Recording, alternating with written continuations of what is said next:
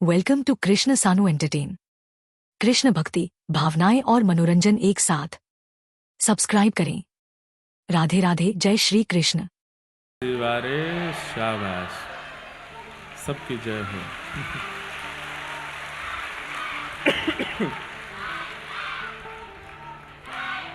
भैया हम इलेक्शन लड़ने नहीं जा रहे हैं, कथा करने आए हैं। परम मंगल में प्रात प्रखलेश्वर,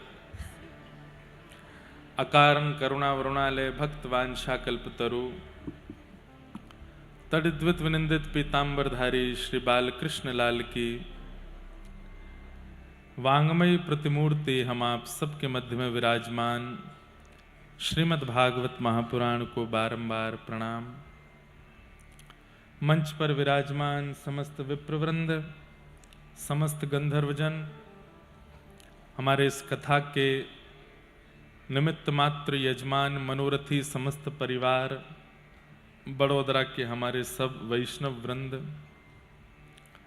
और विराजमान आप सभी श्रोता भाई बंधु मातृशक्ति, बालक मित्र सखा, सबको जय श्री कृष्ण, जय सिया राम, जय सिया राम, जय श्रीमन नारायण, जय श्रीमन नारायण, जय द्वारिकाधीश, जय द्वारका, जय जय श्री राधे। जय जय श्री राम। ठाकुर जी की परम कृपा है, हम आप सब लोग नववर्ष 2026 के प्रारंभिक दिनों को श्रीमद् भागवत की मंगलमयी उपस्थिति में प्रारंभ कर रहे हैं। ये हमारा परम सौभाग्य है। बड़ोदरा के स्कॉन ठाकुर जी के दिव्य मंदिर के इस प्रांगण में इतने सारे वैष्णवों के बीच भगवत वार्ता का प्रारंभ, भगवत सेवा का प्रारंभ, भगवत सत्संग का प्रारंभ निश्चित ही पूरे वर्ष का अद्भुत प्रारंभ है।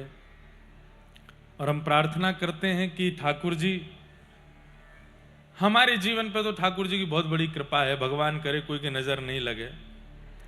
कैसी कृपा का मतलब आप क्या समझते हैं? कृपा का मतलब आप क्या अनुभव करते हैं? ठाकुर जी की कृपा क्या है? धनवान होना कृपा है, तो रावण बहुत धनवान था। थोड़ा ठीक करो भैया। धनवान होना कृपा नहीं है। सुत दारा और लक्ष्मी पापी के भी होए, संत समागम हरि कथा तुलसी दुर्लभ दोए। धन का अब वैसे यहां बैठे कई लोग सिर हिला भी देंगे कि हां धन का होना कृपा नहीं है, पर मनी मन चाहते हुए भी धन ही है। धन का होना कृपा होता तो रावण बहुत धनवान है। श्रेष्ठ कुल में जन्म लेना यदि कृपा होता तो रावण की आप अगर परंपरा देखें वो किस कुल में जन्मा है तो वो कोई सामान्य कुल नहीं है। पुलस्त ऋषि के खानदान में जन्मा है, विप्र कुल में जन्मा है। आप बहुत सुंदर होना यदि कृपा समझते हैं तो पूतना बहुत सुंदर बन के आई थी, ठाकुर जी ने देखा तक नहीं उसकी ओर। यदि माता पिता का बहुत श्रेष्ठ होना आप कृपा समझते हैं तो आत्मदेव जैसे पिता के यहां पर धुंधुकारी का जन्म होता है। इन सबको यदि आप कृपा मानते हैं, ये सब संसारी विषय है। कृपा किसे कहते हैं? आप अपनी हर परिस्थिति हर क्षण को करते हैं और उस हर परिस्थिति हर क्षण में भगवत विस्मृति आपसे नहीं होती, ये कृपा है। आप चाहे विवाह में जावें, चाहे भोजन में जावें, चाहे पार्टी में जावें, चाहे कॉलेज जावें, चाहे काम पर जावें, चाहे स्कूल जावें, चाहे घर पर रोटी बनावें, कुछ भी करें, किसी की मृत्यु में जावें, किसी के अच्छे में जावें, किसी के बुरे में जावें, लेकिन आपके चित्त से हरि स्मरण जाता नहीं है, ये बहुत बड़ी कृपा है। ये बहुत बड़ी कृपा है ठाकुर जी की कि आपके चित्त से ठाकुर जी का स्मरण नहीं जाता, वो सदा बना रहता है। चाहे जैसी अच्छी बुरी विपरीत परिस्थिति आ जाए, हरि स्मृति आपके चित्त का त्याग नहीं करती, ये बहुत बड़ी कृपा है। क्यों कृपा है? क्योंकि हरिस्मृति कभी कभी होना ये आपका अधिकार है, पर निरंतर होना इसका यही प्रमाण है कि ठाकुर जी आपको स्मरण कर रहे हैं, इसलिए आपके चित्त में हमेशा उनकी स्मृति बनी रहती है। कभी जब भी आती है याद, साल में 15-20 बार, महीने में 2-3 बार, हफ्ते में 1-2 बार, दिन में 1 बार, ये स्मृति का यदि चक्र है तो ये आपके अधिकार का है, आप कर रहे हो। लेकिन चाहे जो हो जाए, आपकी स्मृति से ठाकुर जी जाते नहीं हैं, इसका मतलब आप नहीं, ठाकुर जी याद कर रहे हैं आपको। मीराबाई, नरसिंह मेहता, नामदेव, ज्ञानेश्वर माउली, सूरदास, कुंभन दास, गोविंद दास, रैदास, छीत स्वामी, ये जितने भी नाम हैं ये 24 घंटे स्मरण करते हैं। गोपियां, व्रज की गोपियां, यथा व्रज गोपिका नाम। यादो हने बहनने मथनो पलेप प्रेंखेंखनार भरुदितो क्षण मार जनादो। गोपियों के विषय में श्री शुकाचार्य जी भागवत में कहते हैं, जो हर क्षण कृष्ण का स्मरण करती है। गैया का दूध काढ़ने जाती है तो गाय के दूध की धार की जो घर घर स्वर होता है उसमें भी गोपियां कृष्ण कृष्ण जपती हैं। यमुना जल भरने के लिए जाती हैं तो उनके चरणों के नूपुरों की जो छम छम है उसमें भी कृष्ण कृष्ण जपती हैं।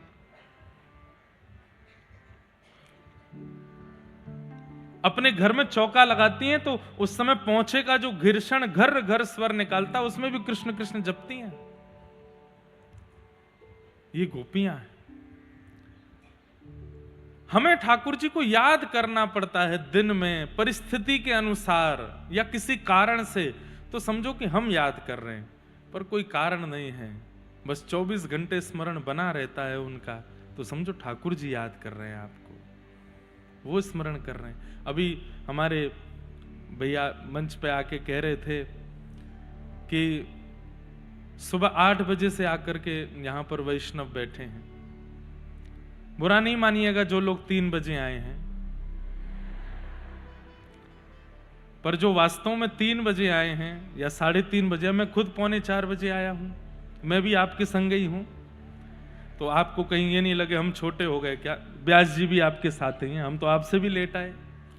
पर वास्तव में जो सुबह 8 बजे से आ गए, 9 बजे से आ गए, और जो 3 बजे आए, दोनों में अंतर यही है कि बस जो 3 बजे के बाद आए हैं वो ठाकुर जी को याद करते हैं, और जो 8 बजे से आए ठाकुर जी उनको याद करते हैं। और उसमें कारण भी है। 7:30 बजे तक ये पूरा पंडाल खाली हो जाता है शाम को। भागवत जी अकेली यहाँ पर रास विहार करते हैं। भागवत से समस्त गोपियां प्रकट हो जाती हैं, राधा रानी प्रकट होकर के इस पूरे स्थान को विहार क्षेत्र बना के रास करते हैं। रास करते करते जब भोर होती है, सुबह का समय, तो पुनः सब व्यवस्थित हो जाते हैं भागवत जी में। तब ठाकुर जी का श्रम निवारण कैसे होता है, एक बात बहुत ध्यान से सुनिएगा। ठाकुर जी अपनी थकान दूर कैसे करते हैं। इतने सृष्टि का संचार ठाकुर जी करते हैं, तीनों लोग ठाकुर जी देखते हैं, थक तो जाते ही होंगे, श्रम तो होता ही होगा। ठाकुर जी का श्रम निवारण केवल और केवल अपने भावुक भक्तों को देख करके होता है, उनको देखने से होता है। कर्मा बाई सामान्य खिचड़ी बना रही है, पर ठाकुर जी क्यों दौड़ करके जा रहे हैं? उसकी खिचड़ी में कुछ अत्यंत विशेष आधुनिक कोई सामग्री नहीं है। कर्मा का रूप ठाकुर जी का श्रम दूर करता है, इसलिए कर्मा के पास जाते हैं। सूरदास जी तो देख नहीं पाते, ठाकुर जी क्यों उनकी कुटिया में जाके बैठ जाते हैं? क्योंकि सूरदास का भाव ठाकुर जी का श्रम दूर करता है, ठाकुर जी की थकान दूर होती है। तीनों लोगों को संचार करने में जो श्रम ठाकुर जी को बनता है, वो भावुक भक्त, याद रखिएगा, भावुक भक्त। एक तो होते हैं सामान्य भक्त, एक होते हैं भावुक भक्त। भावुक भक्त का लक्षण क्या है? वाग्गद गदा द्रवते यस्य चित्तम रुदत्य भिक्षणम हसति क्वचिच्च विलज्ज उद्गायत नृत्यते च मद्भक्ति युक्तो भुवनम पुनातु। भावुक भक्त कौन है? वाग्गद गदा द्रवते यस्य चित्तम, जिसकी वाणी कृष्ण चर्चा करते करते गदगद हो जाती हो और अवरुद्ध हो जाए, बोल ना पावे। वाग गदगदा द्रवते यस्य चित्तम, हृदय द्रवित हो जाता है। रुदत्य भिक्षणम, सामान्य सी बातें सुनकर के नेत्रों से अश्रुपात होने लग जाए। हसती क्वचिच्च, ठाकुर जी की लीला सुनकर के जोर जोर से हंसने लगे। और जैसे ही कीर्तन प्रारंभ हो, विलज्ज उद्गायत नृत्य तेज, लज्जा रहित होकर के नृत्य करने लग जाए। एक तो लोग इसलिए भी नाचते हैं कि कैमरा हमारे ऊपर आएगा, हमारे घर वाले देख रहे होंगे कि तुम कथा में गए हो, दिखे तो नहीं अभी तक। तो कई लोग इसलिए नाचते हैं, कई लोग इसलिए नाचते हैं कि वो जबरदस्ती कर रहे हैं, ए उठो उठो उठो, तुझे तो नाचना ही पड़ेगा, दो स्टेप कर ले। और कई लोग इसलिए नाचते हैं क्योंकि वो स्वयं को रोक नहीं पाए, उनका बस नेत्र बंद हो जाते हैं, अश्रु गिरने लगते हैं और पैर थिरकते हैं। वो भावुक भक्त। विलज्ज उद्गायत नृत्य तेज, तब ठाकुर जी कहते हैं मद भक्त युक्तो, ये मेरा भावुक भक्त है। और उस भावुक भक्त को देखने में ठाकुर जी का श्रम दूर होता है। हमारी भागवत जी तो वैसे ही बहुत ज्यादा श्रमित रहती हैं, इतनी जगह कथाएं एक के बाद एक, इधर उधर इतनी भागदौड़। तो भागवत जी कथा प्रारंभ होने से 6 घंटे पहले ही वैष्णवों को देखते हुए उनसे अपना श्रम दूर करती। तो जो लोग यहां सुबह से आके बैठे हैं ना, भले ही वो वीवीआईपी नहीं होंगे, वीआईपी नहीं होंगे, समाज के लिए वीआईपी वीवीआईपी नहीं होंगे, पर ठाकुर जी के लिए वो वीवीवीआईपी हैं।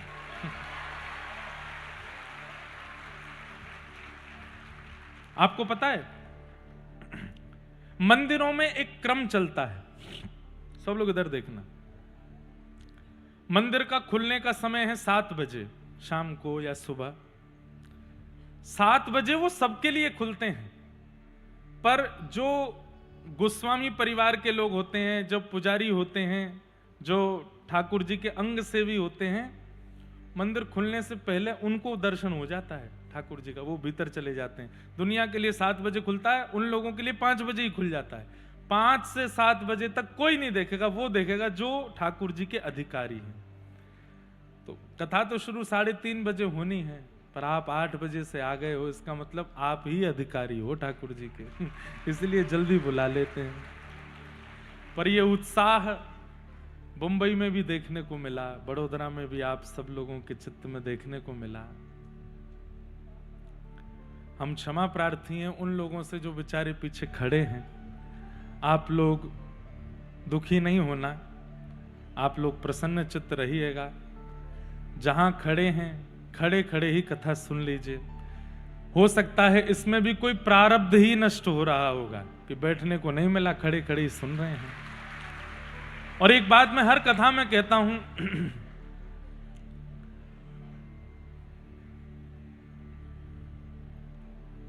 ठाकुर जी प्रारब्ध निवृत्त करते हैं। प्रारब्ध को निवृत्त करने के 2 ही तरीके हैं। प्रारब्ध मतलब, अभी आज मुझ पे बहुत अच्छा प्रश्न भी आया, मैं अभी बताऊंगा। प्रारब्ध को निवृत्त करने के 2 ही तरीके हैं, या तो उसको भोग लो या फिर ठाकुर जी का भजन कर लो। ठाकुर जी उसको, जो पहाड़ होता है उसको कंकड़ बना देते हैं। जैसे किसी को लग जाती है तो हम कहते हैं अरे भाई कोई बहुत बड़ी विपत्ति थी, छोटे में टल गई। वो टलती कैसे है? कीर्तन के प्रभाव से, कथा के प्रभाव से, नाम जप के प्रभाव से। तो जो लोग बैठ गए हैं अच्छा है, कृपा है उनके ऊपर। जो खड़े हैं तो ठाकुर जी कह रहे हैं थोड़ा श्रम कर लो, इससे कोई प्रारब्ध नष्ट ही हो जाएगा। श्रमित होने से प्रारब्ध नष्ट होता है। बुरा नहीं मानिएगा, जो लोग मंदिर में प्रतीक्षा किए बिना सीधे दर्शन में पहुंच जाते हैं अपनी जैक लगा करके, हम भी उनमें ही आते हैं। लेकिन एक बात हम आपको बहुत स्पष्ट कहें, हम अगर पुजारी जी को या मंदिर कमेटी को बिना बताए मंदिर में दर्शन करने चले गए लाइन में लग के, तो फिर दर्शनार्थियों को ही दिक्कत हो जानी है। इसलिए बता के ही जाना पड़ता है कि भाई हमको दर्शन करा के भेजो, ताकि और किसी को असुविधा ना हो। पर जिसके लाइन में खड़े होने से कोई असुविधा नहीं होने वाली है, लेकिन जबरदस्ती अपनी जैक लगा करके जो वीआईपी दर्शन कर लेते हैं, कहीं ना कहीं वो बहुत बड़ा प्रारब्ध नष्ट होना था उनकी प्रतीक्षा होने से, वो नष्ट नहीं हो पाता, वो रह जाता है। प्रारब्ध की निवृत्ति भगवत सेवा में श्रम करने से होती है। इसलिए ठाकुर जी की सेवा में अगर श्रम हो जाए तो कर लेना चाहिए। गुरुजनों को प्रणाम करने के लिए कमर नहीं झुका पाते लोग, क्यों? श्रम नहीं हो पा रहा। आपको सिर रख करके दंडवत करना चाहिए। श्रम होगा तभी वहां प्रारब्ध नष्ट होगा। इसलिए भगवत सेवा, भगवत भाव, गुरु कृपा, गुरु भावों में श्रम निवृत्ति आवश्यक है। आज एक दो प्रश्न आए हैं, उन पर मैं थोड़ा, अच्छा प्रश्न है इसलिए मैं थोड़ा ध्यान दूंगा। एक व्यक्ति ने बहुत सुंदर प्रश्न किया है, यदि प्रत्येक जन्म में पूर्व जन्म की स्मृति लुप्त हो जाती है, ध्यान से सुनिएगा, यदि प्रत्येक जन्म में पूर्व जन्म की स्मृति लुप्त हो जाती है तो आत्मा कर्म फल को कैसे भोगती है? बिना स्मृति के कर्म का बोध और सीख कैसे संभव है? समझ में आया प्रश्न? हम हर जन्म में अपने पूर्व जन्म का जो भी कुछ हुआ वो सब भूल जाते हैं, तो फिर पूर्व जन्म का इस जन्म में क्यों भोगते हैं? आत्मा को याद तो है नहीं पूर्व जन्म में क्या किया हमने। एक बात याद रखिएगा, अगर ऐसा होने लग जाए कि व्यक्ति को अपने पूर्व जन्म की स्मृति हो, पूर्व जन्म का कर्मफल याद हो, उसने क्या किया है, और इस जन्म में उसके सामने कोई कर्मफल आ जाए, तो कहीं ना कहीं व्यक्ति उसकी निवृत्ति का, उसके निवारण को ढूंढ लेगा। उसको पता भी होगा, ओहो मैंने पूर्व जन्म में ऐसा ऐसा किया था तभी ऐसा हो रहा है। सृष्टि चलने में, सृष्टि के संचार में बहुत बड़ी बाधा आ जाएगी फिर। इसलिए ठाकुर जी पूर्व जन्म में किए हुए कर्मों को भुला देते हैं, ताकि इस जन्म में व्यक्ति यही सोचता रहे मैंने किया क्या है जो मेरे साथ ऐसा हो रहा है, और उसी चक्कर में फिर वो अपने पूरे इस जन्म के कर्म का निर्माण करता है और उसी से उसका जीवन चलता है। यह सृष्टि संचार का एक बहुत बड़ा नियम है। अगर व्यक्ति को पूर्व का पता होगा तो वो इस जन्म में बहुत सावधानी रखेगा, सतर्कता रखेगा, और उसको पता भी होगा अच्छा ऐसा हो रहा है मेरे साथ, पूर्व जन्म में उसका दिल दुखाया था मैंने तभी हो रहा है। दिल दुखाने का निवारण कैसे हो सकता है? बोले ऐसे ऐसे हो जाएगा, वो कर लेगा। तो फिर उसको कर्मफल आएंगे कैसे? तो सृष्टि संचार में ये बहुत बड़ी भूमिका निभाता है कि आपको अपने पूर्व जन्म का स्मरण नहीं है और उसका फल आपको भोगना पड़ता है। हम आप सब तो चलो कलयुग के जीव हैं। भीष्म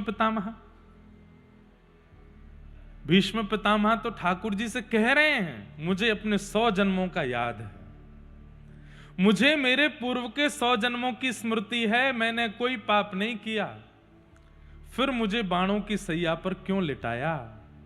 ऐसा कौन सा अपराध कर दिया मैंने जो आप मुझे बाणों की सैया पर लिटा रहे हैं?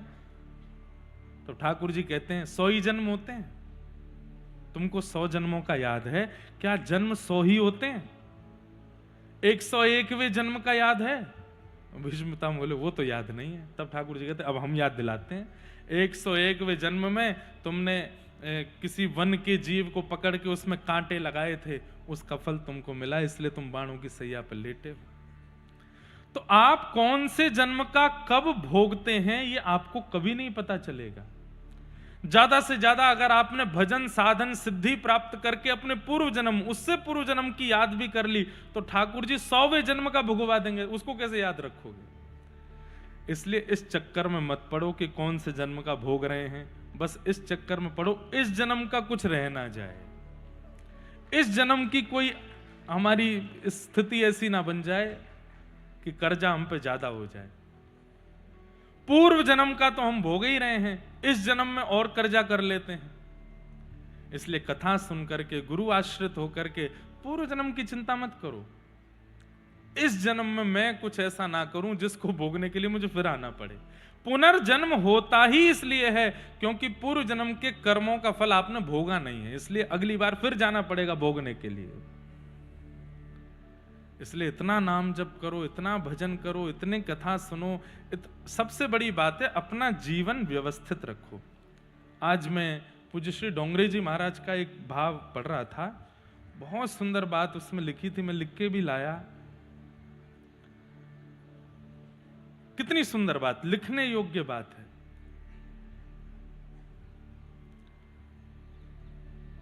करनी में सावधान रहो, जो तुम कर रहे हो उसमें सावधान रहो, और मिलने में प्रसन्न रहो। जो मिले फिर उसको प्रसन्नता से स्वीकार करो। अपनी क्रियाओं को करने में सावधान रहो कि ऐसा कुछ मैं ना कर दूं कि जिससे मुझे दुख हो, और फिर जो मिल रहा है चाहे वो पूर्व का है, पूर्व से पूर्व का है, उसमें प्रसन्न रहो। आपका जीवन सबसे सुखद है। कहने को 4 शब्द हैं पर जीवन का एक बहुत बड़ा सूत्र है। करनी में सावधान, मिलने में प्रसन्न रहो। तो पूर्व जन्म का हमको याद नहीं रहता, ये बहुत बड़ी कृपा है भगवान की। अरे हमें इसी जन्म का याद नहीं रहता। बताओ 1 हफ्ता पहले आपने क्या खाया था? कई लोग चटोरे होंगे, उनको याद भी होगा, कईयों को तो याद ही नहीं रहता कि हमने क्या खाया था। इस भगवान ने एक बहुत बड़ी कृपा दी है हमको, क्या? भूलने की बीमारी। जिन लोगों को भूलने की बीमारी नहीं है वो बादाम खाना बंद करो, क्योंकि ये बहुत अच्छा है कि हम भूलते हैं तभी हम जी रहे हैं। जो व्यक्ति भूलते नहीं है, कई लोग ऐसे होते हैं संसार में, उनको याद रहती है उसने कब मुझसे क्या कहा था, और ऐसे लोग फिर आगे बढ़ ही नहीं पाते। वो उसी चीज में रहते हैं, अच्छा इसको देख लूंगा, इसने मेरे साथ ऐसा किया था, इसने ऐसा किया था, मेरे साथ ऐसा हुआ था, कभी ना कभी इसके साथ तो होगा। भूलना अच्छा है, ठीक है, थोड़ा भूलिए, थोड़ा उससे आगे बढ़िए।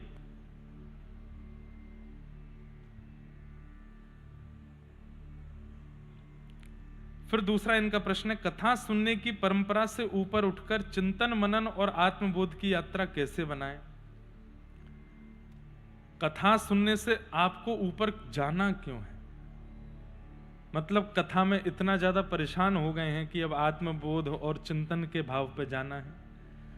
कथा ही यात्रा है आत्मबोध और चिंतन की, और भले ही आत्मबोध चिंतन बनने लगे तब भी कथा का त्याग नहीं करना है।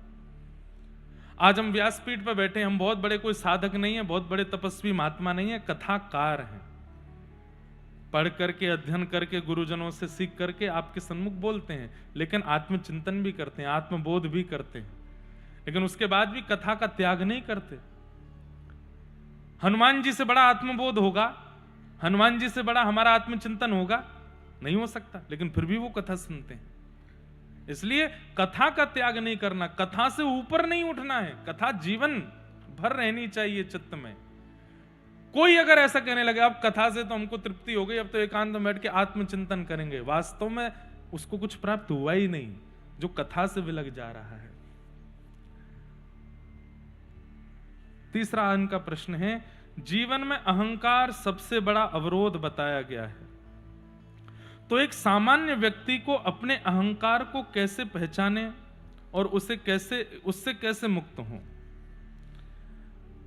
अहंकार का बोध हर व्यक्ति को हो जाता है। ऐसा हो ही नहीं सकता कि अहंकारी व्यक्ति को यह पता नहीं है कि मैं अहंकार कर रहा हूं। जब वो शब्दों का चयन करता है, किसी के आगे अपनी उपलब्धि बताता है या अपने श्रेष्ठ कर्मों को बताता है, उसे पता होता है कि मैं अहंकारवश बोल रहा हूं। हर व्यक्ति को पता होता है कि मैं अहंकार कर रहा हूं। अहंकार की निवृत्ति का केवल एक तरीका है, अपनी उस परिस्थिति को स्वयं की क्रिया ना मान करके भगवत इच्छा माने, भगवत कृपा माने, तो ही अहंकार निवृत्त हो सकता है। हम अपने जीवन की एक घटना सुना दें आपको। वैसे हम पर्सनल चीजें ज्यादा शेयर करते नहीं, पर ये मैं पहले भी कर चुका हूं, इसलिए आज पुनः कर देता हूं। गुजरात हमारे लिए इसलिए भी श्रेष्ठ है क्योंकि अपने जीवन की सबसे पहली कथा मैंने गुजरात में ही की थी, द्वारिका में। आज से 10 वर्ष पूर्व 2015 में 20 जुलाई से लेकर के 27 जुलाई तक द्वारिका में कथा हुई थी। और उस कथा में हम इतने भयभीत थे कि क्या होगा। आज तो भैया हमारी नैया डूबेगी, ऐसी स्थिति मन में बन रही थी। तब कथा करने का उद्देश्य लोगों को भक्ति मार्ग बताना नहीं था, तब बस इतना था कि हम कथा कह लें, कथा हमसे हो जाए कैसे भी, बस तब इतना ही था। पूज्य पिताजी महाराज का इतना यश सब जगह लोग उतना सुनते थे, तो एक ये भी भार था कि भैया उनका नाम है, उनकी प्रसिद्धि है, उसका भी ध्यान रखना है। कहीं ऐसा नहीं हो कि आकुति को प्रसूति बोलें, प्रसूति को कुछ और बोल दें, प्रहलाद को ध्रुव बोल दें, ध्रुव को प्रहलाद बोल दें, कृष्ण को राम बोल दें, राम को कृष्ण बोल दें, कंस को कहीं रावण ना बोल दें। तो यही सब चिंतन चल रहा था मन में। बालक ही थे हम, 17 वर्ष के थे उस समय। तो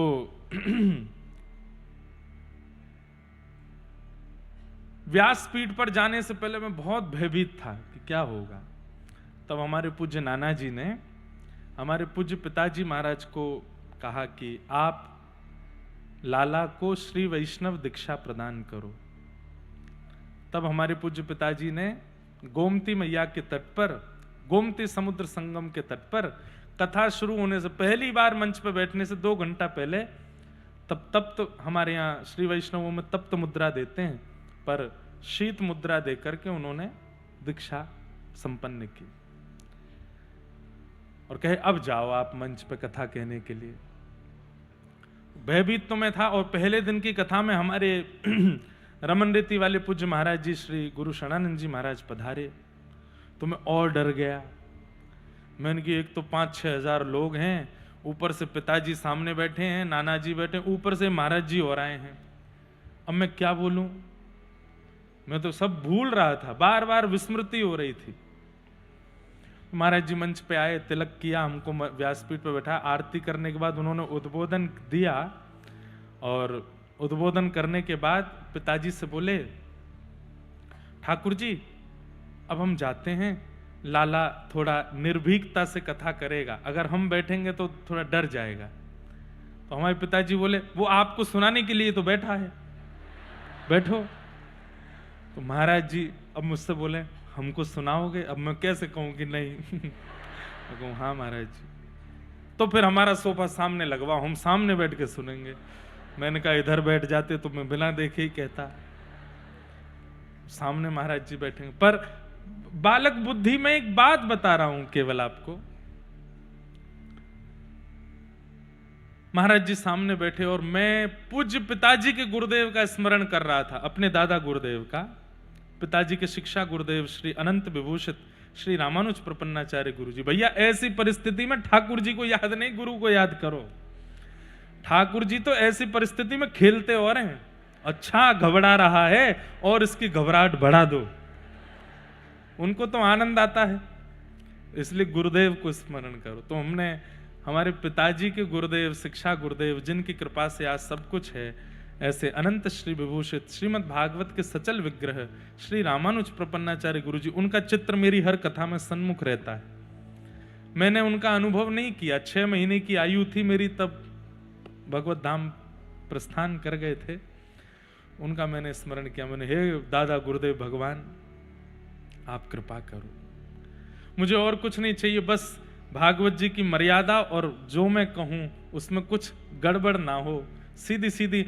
हमने तो ये तक सोच लिया ये मेरी पहली और आखिरी कथा है, बस ये हो जाए। ये दादा गुरुदेव का चित्र दिखा रहे हैं टीवी पे, ये हनुमान जी के बगल में विराजते हैं। तो मैंने तो ये भी विचार कर लिया कि हे गुरुदेव भगवान ये कथा कैसे भी करवा दो, इसके बाद में कुछ और ही कर लूंगा मैं, कथा तो मुझसे होगी नहीं। इतने लोग बैठते हैं, डर लगता है, चित्त में घबराहट होती है। और गुरु कृपा से ये तो नहीं कहेंगे बहुत अच्छे से बोले, लेकिन हाँ संभल करके कथा हो गई।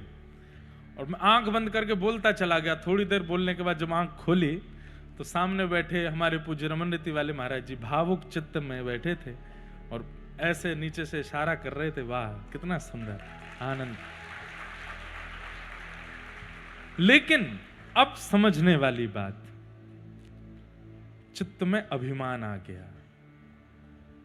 व्यासपीठ पे बैठा था तब तक तो नहीं, पर जैसे ही नीचे उतरा तो जब लोग बाग सब बड़े प्रसन्न हो रहे थे, बधाइयां दे रहे थे, पहली बार कथा, इतनी सुंदर कथा करी इंद्रेश जी ने, ये वो, तो एक सूक्ष्म अभिमान आया।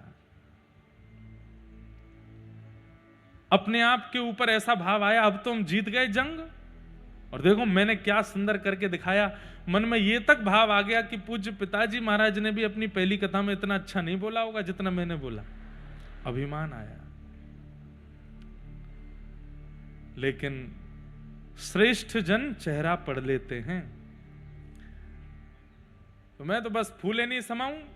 हमारे जो मित्र आदि थे और जो घर के सदस्य सब गले लगावें, मैं सबके गले लगूं, जबकि होना ये चाहिए सबके पैर छीने थे। भाई पहली बार कथा की है, किसी के पैर वैर नहीं, सबको गले लगाऊं। देखा कथा कितनी बढ़िया करी, कितना अच्छा बोला। मैं अपनी आप बीती बता रहा हूं, कहीं आपको ये ना लगे कि बाहर की बात कह रहे। मैं स्वयं का बताता हूं कि मुझ में एक सूक्ष्म अभिमान आया। लेकिन जब कक्ष में गया तो हमारे नाना जी बैठे थे और मैं जाके बोलूं, मैं नाना जी कैसी रही कथा, देखा कितना अच्छा मैंने बोला, उस श्लोक का कितना अच्छा भाव बताया, कितना अच्छा। तो हमारे नाना जी एक शब्द बोले, लाला तो मैं ते अभी ब्यास की बास आ रही है और तू नहीं, तेरा अभिमान बोल रहा है। क्या लगता है सुबह का अपना रूप देखा था, रोया रोया घूम रहा था इधर उधर की मैं कैसे कहूंगा कैसे कहूंगा कैसे, और अब तुम फूले नहीं समा रहे हो। वास्तव में ये तू नहीं बोल रहा है। मैंने कहा कौन बोल रहे हैं फिर? बोले जब तुमने गोमती सागर तट पर दीक्षा ग्रहण की पूज्य पिताजी से, तब तुम्हारे गुरुदेव ने दीक्षा प्रदान करके तुम्हें आशीष दे करके, कितनी कथाएं हो गई पिताजी की। उस समय 1200 कथाएं हुई थी, अभी 1600 के आसपास हो गई। तो उस समय 1200 कथाएं पिताजी की हुई थी। तो हमारे नाना जी बोले उन्होंने दीक्षा देते ही अपनी 600 कथाओं का बल तुझे दे दिया। और मुझसे बोल करके गए, लाला 600 कथाओं तक तो तू सोचना ही नहीं कि तू बोल रहा है, तेरे गुरु की कृपा बोलेगी। जब 601वीं कथा करने के लिए मंच पर बैठे तब विचार करना कि तू बोल रहा है। और उस दिन मुझे याद रखना, चूर कर दिया अभिमान। मेरे नेत्रों में आंसू थे, मैंने नाना जी के चरण पकड़े, मुझे क्षमा करो। बोले मुझसे नहीं, गुरुदेव से क्षमा मांगो, पिताजी से क्षमा मांगो। तो सबसे क्षमा मांग करके आया। सब बोले काय को क्षमा मांग रहे हो? मैंने बस कोई गलती हुई मुझसे, उसकी क्षमा है। वह दिन का आज तक का दिन है। मैंने फिर नाना जी से कहा, नाना जी 600 कथा गिननी है क्या? बोले लाला अगर गिनती करेगो तो 601वीं कथा में फिर डगमगा जाएगो, तू गिनती मत कर। अब यों के अंतिम श्वास तक मैं नहीं, मेरे गुरुदेव ही बोल रहे हैं। ये भावना चित्त में रख। अभिमान नष्ट किया, इसलिए आज तक बैठे हैं, बोल रहे हैं। आप लोग इतनी संख्या में आते हैं, आकर के इतना प्रेम देते, स्नेह देते, अभिमान नहीं आएगा चित्त में? किसी भी व्यक्ति के चित्त में आ जाएगा। पर जब आप लोग जय जय कहते हैं या प्रणाम करते हैं, माला देते हैं या बहुत उत्साह में चिल्ला करके कुछ कहते हैं, चित्र बना करके लाते हैं, उसी समय मन को शांत करते कहते हैं ये मेरा अधिकार नहीं है, ये मेरे गुरुदेव की कृपा है, मैं इस योग्य तो नहीं हूं। अभिमान को हर क्षण नष्ट किया जाता है। तो अभिमान हर व्यक्ति को पता होता है कि आ गया है। उसको नष्ट करने का एक ही उपाय है कि क्रिया करने के बाद में स्वयं का बोध मत रखो, गुरु कृपा मानो। ये मेरे गुरु की कृपा है, ये मेरे ठाकुर जी की कृपा है, मैं इसका अधिकारी तो नहीं हूं, मैं इसके योग्य तो नहीं हूं, ये मेरे गुरु करा रहे हैं, मेरे ठाकुर जी करा रहे हैं, मेरे लाल जी करवा रहे हैं। और जब कोई बहुत सम्मानजनक बातें आपके सामने कहे, उसी समय नेत्र बंद कर लो और हाथ जोड़ करके कहो, ठाकुर जी मैं इसका अधिकारी नहीं हूं, ये शब्द बोल रहे हैं, ये सब आपके चरणों में अर्पित करता हूं, कृपा करना, मुझ में अभिमान मत भरना। ऐसे ही अभिमान से बचा जा सकता है और कोई तरीका नहीं। या फिर दूसरा तरीका बता दें, जानबूझ करके कुछ ऐसी क्रिया कर दो कि 4-5 लोग आपका अपमान कर दें। अपमान से अभिमान नष्ट होता है, लेकिन उसको करने के लिए जिगरा बहुत बड़ा चाहिए। सम्मान सहना सबको आता है, पर अपमान का एक शब्द कोई सह नहीं पाएगा। लेकिन एक बात सुन लीजिएगा, सम्मान सुनने की ताकत देव रखते हैं और अपमान सहने की ताकत महादेव रखते हैं। वो महादेव हैं जो अपमान सहे। हम व्यासपीठ पे बैठे हैं, हमारा सब सम्मान करते हैं, ऐसा नहीं है। बहुत लोग अपमान भी करते हैं, बहुत लोग अपवाद भी करते हैं, बहुत लोग गंदा गंदा भी बोल जाते हैं, लेकिन मैं उसको किस रूप में लेता हूं? अच्छा है। ये सम्मान रूपी मीठा मीठा मीठा बहुत खाने को मिलता है, कहीं शुगर नहीं हो जाए, इसलिए ठाकुर जी अपमान रूपी करेला भी खिलाते रहते हैं। ले, इससे क्या होगा? बोले ब्लड सर्कुलेशन अच्छा बना रहेगा तेरे भीतर। इसलिए अपमान, जानबूझ के ऐसा कुछ कर दो कि अपमान हो। माधवदास जी का चरित्र आता है। महाप्रभु जगन्नाथ जी के भक्त हुए श्री माधवदास जी, बहुत सुंदर चरित्र है। मैंने कई बार कथाओं में कहा है, पूरा विस्तार से एक बार सुनिएगा जरूर। तो श्री माधवदास जी का इतना सम्मान होने लगा था जगन्नाथपुरी में कि वो जब अपनी कुटिया से निकल करके मंदिर की ओर जाते थे तो रास्ते में लोग रंगोलियां बनाते, पुष्प वर्षा करते, अपने घरों के बाहर आरती करते, माला पहनाते, भोग लगाते। माधवदास जी नीची नजर करके जाते, सबके आगे हाथ जोड़ते और सबके आगे हाथ जोड़ के जगन्नाथ जी से कहते, हे जगन्नाथ जी, मैं अधिकारी नहीं हूं, आप मेरा इतना सम्मान क्यों करवाते हो? अब तो ऐसी अति हो गई कि माधवदास जी की कुटिया से लेके जगन्नाथ मंदिर तक फूल की पूरी एक पगडंडी बना देते लोग। माधवदास जी को चल के जाना पड़ता उसके ऊपर, पर वो सम्मान स्वीकार नहीं करते थे। एक बात और कह दूं, अभिमान उसी को आता है जो सम्मान स्वीकार कर लेता है। इसलिए सम्मान की स्वीकृति मत रखो। हम लोग शास्त्रों में एक बात कहते हैं, स्तोत्रम कश्य न तुष्टये। स्तुति से कौन प्रसन्न नहीं होता? सब प्रसन्न होते हैं।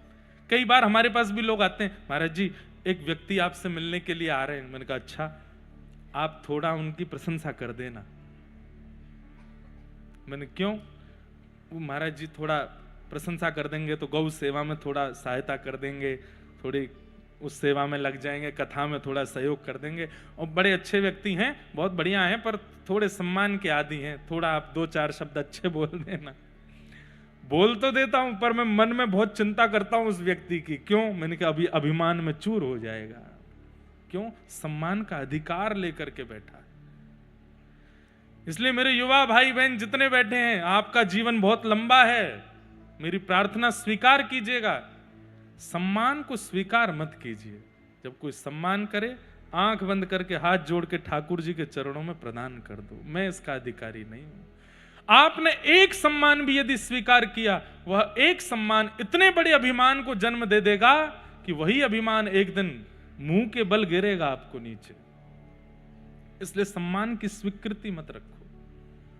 कोई करे वो उसकी इच्छा है, आप स्वीकार मत करो। तो माधवदास जी जाते थे जगन्नाथ मंदिर, सब लोग इतना सम्मान करते थे। माधवदास जी जाके मंदिर में एक ही प्रार्थना करते थे कि हे नाथ, ये सम्मान से मिलने वाला जो अभिमान है, मुझे उससे बचाना, कहीं वो मेरे चित्त में ना आ जाए। लेकिन सम्मान तो दिन ब दिन बढ़ता जाए। सब लोग इधर देखिएगा, ध्यान से सुनो। माधवदास जी समझ गए, जगन्नाथ जी से बोले आप कुछ नहीं करोगे, मुझे पता है आप और इतना सम्मान बढ़वा दोगे कि मुझे अभिमान हो ही जाए, अब इसका मुझे ही करना पड़ेगा कुछ ना कुछ। तो माधवदास जी ने क्या देखा, जहां उनको दुनिया में सब लोग जानते थे, वो वहां रहना उन्होंने बंद कर दिया और ऐसी जगह चले गए जहां उनको कोई नहीं जानता था। और माधवदास जी का नियम था कि रोज मधुकरी पाते थे, वैष्णवों के घर जाकर के भिक्षा मांग करके पाते थे। अनजान जगह पर जब गए तो वहां कोई जानता नहीं था, और अनजान जगह पर भी उन घरों में नहीं जाते जहां पे सब सभ्य हैं। असभ्य व्यक्ति को ढूंढने लगे, असभ्य कहां है, जो थोड़ा मेरा अपमान करे, नेक मोह गाली गलौज करे, तब ताकि थोड़े ठीक होगा काम। तो गली मोहल्लों में ढूंढते ढूंढते तभी उन्होंने एक माता जी देखी, ऐसी तेज तर्रार माता जी, असभ्य माता जी। वो गली के बच्चों को बिना गाली दिए बोलती नहीं थी। माधवदास जी बोले मिल गए यजमान, यही है मेरी यजमान। अब तो बिना गाली दिए नहीं बोलती, डंडा लेकर के सबको मारती है। और महाराज पूरी कॉलोनी में सब डरते हैं। क्यों? कलेश करने में सबसे आगे। किसी के घर में कुछ हो जाए कलेश करने, वो पहले पहुंच जाती हैं। माधवदास जी बोले अब यही मेरे सम्मान को, मेरे अंदर जो सूक्ष्म अभिमान आया उसको यही नष्ट करेंगे। तो माधवदास जी उनके द्वार पर पहुंच गए। मैया भिक्षा पवाओगी? कहां से आ गए हो? जगन्नाथपुरी में रहते थे, अभी यहां नए नए आए हैं इस नगर में, आप थोड़ी भिक्षा पवा दो। क्या पाओगे? और घर में जो बना हो सो दे दो। तो माता जी थाली लगा करके ले आई, दे दिया उनको, लो पाओ। तो माधवदास जी पाने लगे तो मन में सोचे कि अभी कुछ हुआ नहीं, थोड़ी डांट फटकार पड़े तब तो काम बने। अगले दिन माधवदास जी फिर आ गए, बोले माता जी भिक्षा पवाओ। बोले तुम पे और कोई काम नहीं है, रोज रोज यहीं आओगे? दुनिया में और भी घर हैं, और जगह चले जाओ। बोले नहीं, आपके घर की प्रसादी का स्वाद क्या कहना, इतना अद्भुत था, कल मेरा मन लग गया उसमें, मैं तो यहीं पाऊंगा। तो माता जी थोड़ी तो सभ्य थी कि वहीं से डांट के नहीं भगाया, भीतर जाके थाली लगाई। मन में सोचने लगी इसको अच्छा अच्छा पवाऊंगी तो कल फिर आ जाएगा। एक सब्जी में नमक ज्यादा डाल दिया, दूसरी सब्जी में थोड़ा नींबू निचोड़ दिया, तीसरे साग में लाल मिर्च झोंक दी खूब भर के। बोले जब इसके मुंह में लगेगी आग, कल से नहीं आएगा।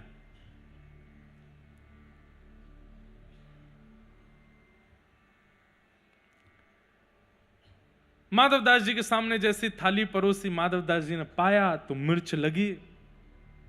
और मैया सामने बोली कैसा है? माधवदास जी मिर्च खा तो गए और समझ गए, बोले जानबूझ के डाल के लाइए ताकि कल से मैं ना आऊं। माधवदास जी बोले क्या कहना, आपके हाथों को प्रणाम, कितना अद्भुत प्रसाद बनाया आपने। ये सब्जी, मिर्च वाली सब्जी, ये तो सबसे बढ़िया साग है। माता जी बोली अच्छा, इसको तो कुछ हुआ ही नहीं, कल को आएगा तो बताऊंगी। अगले दिन माधवदास जी फिर पहुंच गए, मैया भिक्षा पवाओ। मैया को आया गुस्सा, बोले रुक जा भिक्षा देती हूं तुझे, तेरे पे और कोई काम नहीं, घूम फिर के यहीं आता है। पोंछा लगा रही थी तो जिस पोंछा को लगा रही थी वही पोंछा मरोड़ करके लड्डू बना करके वही दिया, ले भिक्षा। और जैसे ही मुंह पे आके पड़ा माधवदास जी के, माधवदास जी प्रणाम करके बोले अब मेरा जो सम्मान का अभिमान था वो नष्ट हो गया, अब मैं ठीक हो गया। आपने मुझे, मेरे साथ ये थोड़ा जो अनुचित कृत्य किया, इससे मेरा अभिमान नष्ट हो गया, अब मैं आनंदित हूं, अब मैं सुखी हूं। प्रणाम करके फिर वापस जगन्नाथपुरी गए। उनका नियम था कि भिक्षा में मिलने वाली हर वस्तु को जगन्नाथ जी को अर्पित करते थे, फिर पाते थे। अब आज पोंछा मिला, पोंछा को कैसे अर्पित करें? तो गए, जाकर के पोंछा के जितने रेशे थे सबको अलग करके सुंदर दिया बनाया, दिया बना करके घी अर्पित करके महाप्रभु जगन्नाथ जी की आरती कर दी। बोले नाथ आज यही भिक्षा प्राप्त हुई है। तो अभिमान को नष्ट करने के दो ही तरीके हैं। एक तरीका तो हर अभिमान प्रदान करने वाली वस्तु को गुरु गोविंद को समर्पित करो, अपने ऊपर उसका क्रेडिट मत रखो। या फिर दूसरा, अभिमान फिर भी आ जाए तो ऐसा कुछ जानबूझ के करो कि दो चार लोग अपमान करें, तो ही अभिमान नष्ट हो सकता है। और तीसरा तरीका, हर दिन ठाकुर जी की लीला कथा सुनते रहो, श्रवण करते रहो। गुरु वचनामृतों में इतनी सामर्थ्य है कि आपके चित्त के अभिमान को वो बढ़ने नहीं देंगे, प्रकट होने नहीं देंगे। मैं कथा करता हूं पर मेरा स्वयं का नियम है, मैं रात्रि में सोने से पहले महापुरुषों की कथा सुनता हूं, और बोल दूं तो कोई अतिशयोक्ति नहीं, कभी कभी अपनी कथा भी स्वयं सुनता हूं, नित्य सुनता हूं, श्रोता बना रहता हूं, इसलिए वक्ता होने का अभिमान नहीं आता चित्त में। तो अभिमान से दूर होने का यही तरीका है। तो जिन्होंने ये प्रश्न किए उनको बारंबार प्रणाम है। और भी प्रश्न आए हैं पर फिर इन प्रश्नों में ही पूरा सब समय निकल जाएगा। एक भैया का एक सुंदर भाव है कि मैं बाबा सोमनाथ की पवित्र नगरी सोमनाथ से मैं एक भक्त विशेष रूप से आपकी अमृतमयी भक्ति पथ कथा श्रवण करने हेतु एक दिन के लिए बड़ौदा आया हूं। आपकी वाणी से बहती आदि आदि सब बात, जिससे मैं आपके समक्ष एक प्रश्न के रूप में रख रहा हूं। यदि किसी की जीवन में एक ऐसे मित्र का आगमन हो जिन्हें देखकर के मन में साक्षात प्रभु का स्मरण हो आए, जो मेरे लिए स्वयं प्रभु स्वरूप हों और जिनके जीवन में आने मात्र से मेरा संपूर्ण जीवन सांसारिक मोह से हटकर भक्ति में होने लगे, तो ऐसे पवित्र और निस्वार्थ रिश्ते को मैं क्या नाम दूं? इन भैया ने कहा है कि इनके जीवन में एक ऐसे मित्र आए हैं जिनको देख करके इनको भक्ति मार्ग अच्छा लगने लगा है। बोलना तो नहीं चाहिए पर मैं बोल देता हूं। इन्होंने ब्रैकेट में लिखा है कि वो मित्र जो हैं वो स्त्री मित्र हैं। लाला जिन्होंने भी ये दिया है, भगवान करे आप दुखी ना हो, पर अब व्यासपीठ से समाधान मांगा है तो ऐसा मित्र गुरु ही है, उनको गुरु रूप ही मानो। वो आपके स्त्री मित्र भी हैं तो उनके प्रति भी अब आप और कोई भावना मत रखिएगा, उनको गुरु ही मानिएगा, उनके प्रति गुरु बुद्धि ही रखिएगा। ले बेटा फंस गो। मैं कथा में सुनाया करता हूं कि भक्तिमती मीराबाई का स्वरूप इतना सुंदर है कि उनकी रूप माधुरी को देखने के लिए हजारों की तादाद में लोग मेवाड़ में, मेड़ता में इकट्ठे होते थे।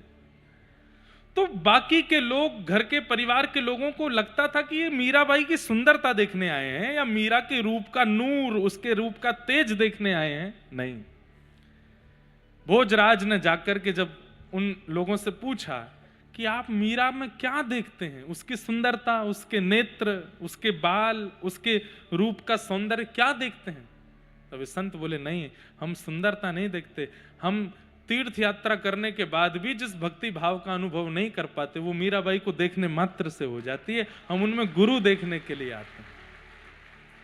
गुरु किसे कहते हैं? जिसकी उपस्थिति, जिसकी वाणी, जिसके विचार और अंत में कह दूं जिसका रूप आपके चित्त में कृष्ण को और प्रिय बना देता हो, वही गुरु है। तो ये आपकी गुरु ही है, तो इनको गुरु रूप ही मानो और फिर कालांतर में भी इनका दर्शन गुरु भाव से ही करो। अब भाई जिसको देख के भक्ति बढ़ रही है तो उसमें गुरु देखो, गुरु भाव रखो, ऐसी भावना है। सबको हम प्रणाम करते हैं। आज प्रथम स्कंद की कथा में प्रवेश करते हैं। भागवत जी का पहला श्लोक, सबसे प्रथम श्लोक कह करके आगे के प्रसंगों में चलते हैं। बोलो वृंदावन बिहारी लाल की।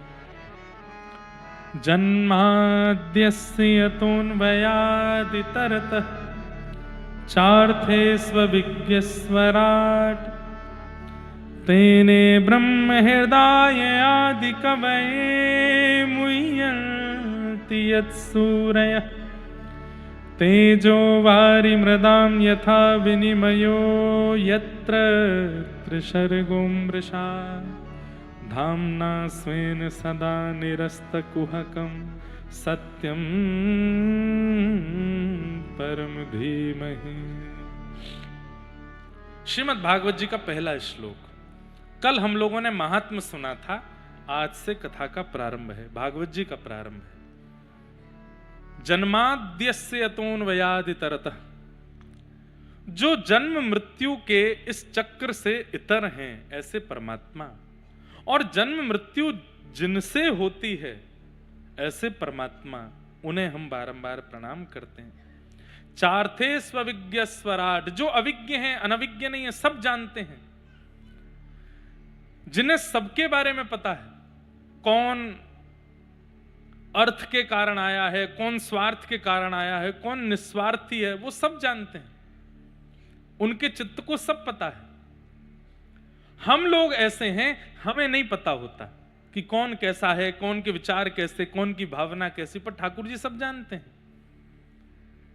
ठाकुर जी कभी धोखे में नहीं रहे कि कोई रूप बदल करके आया और ठाकुर जी को छल करके चला गया, नहीं, हमारे साथ ऐसा होता है। लेकिन एक बात मैं आपको कह दूं, जब व्यक्ति भक्ति मार्ग चुनता है तो धीरे धीरे ये लक्षण उस भक्त में भी आने लगता है कि उसके सामने भी जो व्यक्ति आता है वो तुरंत पहचान जाता है कि नकली है कि असली है।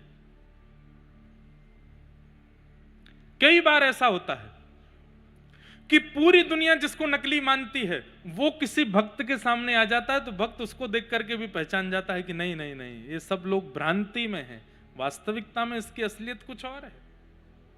ऐसा होता है।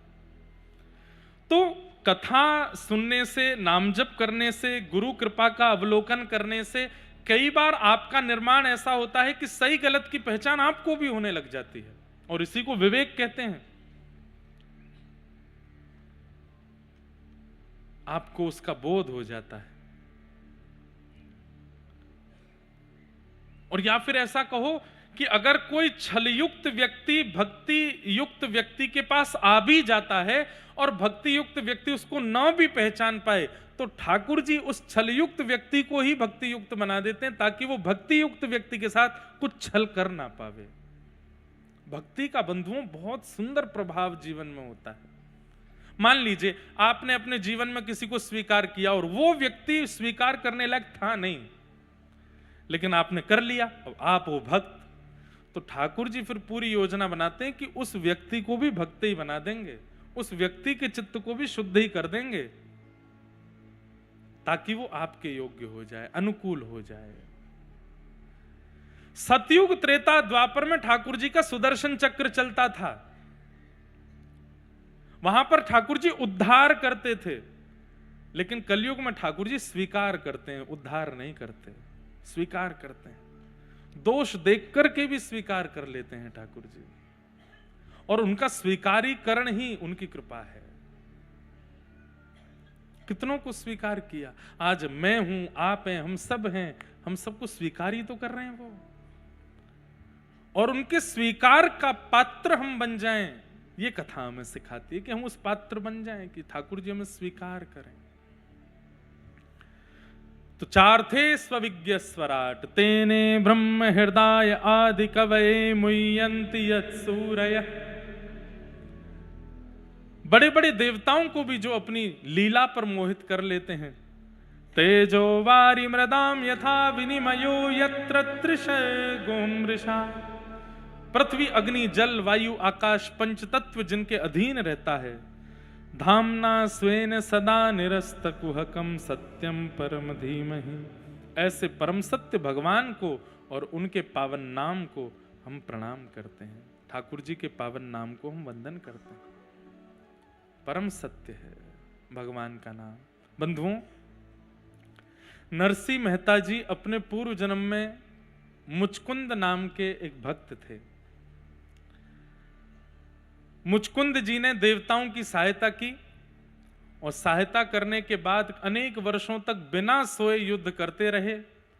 जब देवताओं का युद्ध जीत गए तो मुचकुंद जी से देवताओं ने कहा कुछ वरदान मांगो। तो मुचकुंद जी ने कहा एक ही वरदान दे दो, मैं सोया नहीं हूं इतने दिनों से, मुझे निद्रा प्राप्त हो जाए। निद्रा प्राप्त हुई। देवताओं ने कहा निद्रा तुम्हें प्राप्त होगी, लेकिन अगर कोई तुम्हारी निद्रा को खोलेगा तो जो भी सामने आएगा वो जल करके नष्ट हो जाएगा। तब कथा आती है कि एक काल यवन नाम का एक राक्षस मथुरा पर चढ़ाई करने के लिए आया। तो ठाकुर जी काल यवन से लड़े नहीं, उसको पीछे पीछे लेकर के गए। वो ठाकुर जी का पीछा करने लगा और मुचकुंद गुफा में जाकर के भगवान ने अपनी काली कमली मुचकुंद जी को उड़ा दी और भगवान जाके छुप गए। जैसे ही काल यवन ने जाकर के अपने पाद का प्रहार किया, तुरंत मुचकुंद जी के नेत्र खुले, नेत्रों से दिव्य अग्नि प्रज्वलित हुई और काल यवन जल करके नष्ट हो गया। और तब उसे भगवत दर्शन हुआ। तो सोचिए कितनी बड़ी बात है। यहां पर बहुत ध्यान से सुनिएगा। काल यवन के मरते ही, अग्नि शांत होते ही वो क्या देखता है कि उसके पीछे एक नील कांति दिख रही है और ठाकुर जी का मधुर स्वरूप दिख रहा है। धीरे धीरे ठाकुर जी गुफा से बाहर आए तो मधुर स्वरूप ठाकुर जी का, कृष्ण ठाकुर जी सामने खड़े हैं। देख करके मुचकुंद के नेत्र सजल हो गए, नेत्रों से अश्रु प्रवाह होने लगा। दंडवत प्रणाम किया। ठाकुर जी ने वरदस्त फेरा, हम तुमसे बहुत प्रसन्न हैं। तब मुचकुंद जी, अब एक बात सुनिएगा, ये मुचकुंद जी ही नरसिंह मेहता बनकर के आए। मुचकुंद जी कहने लगे, नाथ मैंने ऐसा क्या किया कि मुझे आपके दर्शन हो गए? मैंने कुछ भी तो नहीं किया। देवताओं की सहायता की, तो उसके बदले मैंने मांग तो लिया था कि मुझे निद्रा चाहिए, तो निद्रा से वो देवताओं को की गई सहायता उसकी पूर्णति हो गई। मैंने ऐसा क्या किया जिससे आपके मुझे दर्शन हो गए? ठाकुर जी बोले, तुम्हारी इच्छा नहीं, मैं अपनी इच्छा से तुम्हारे पास आया हूं।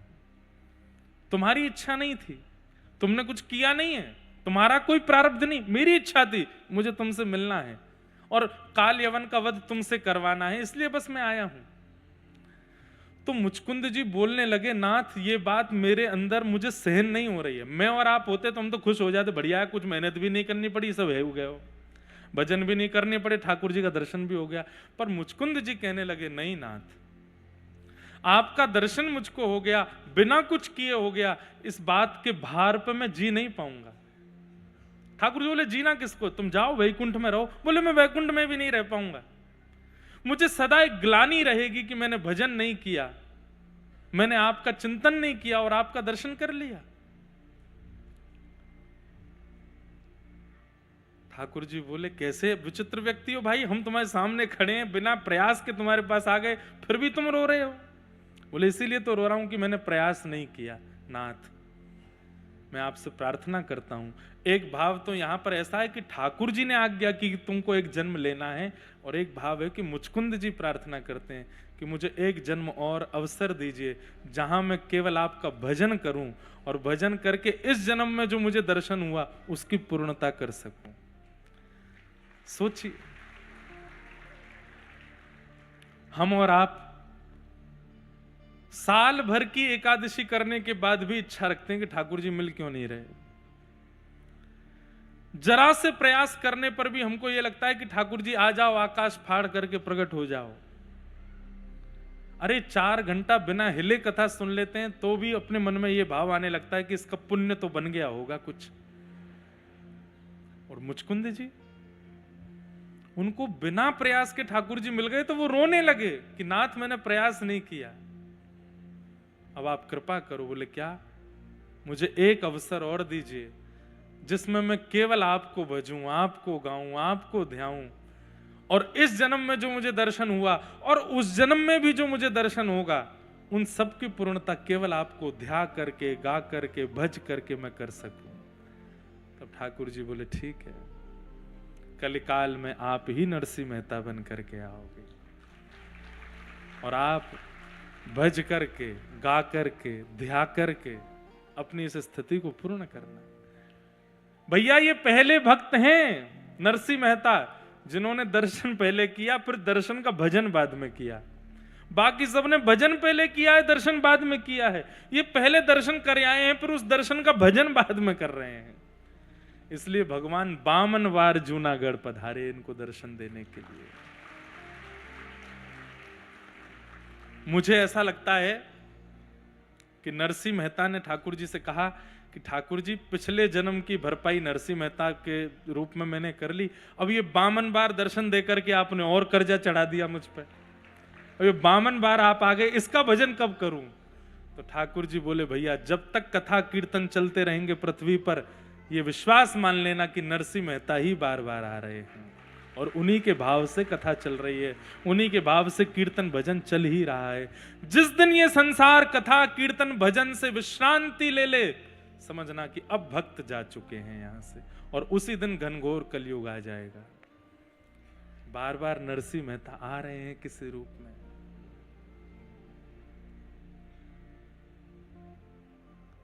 मैं एक बात कथा में कहा करता हूं कि आपका प्रस्तुतिकरण ठाकुर जी को रिझाता है। ठाकुर जी के समीप आने पर आप क्या बोलते हैं, क्या विचार करते हैं, क्या कहते हैं, क्या संवाद करते हैं, उससे ठाकुर जी रीझते हैं।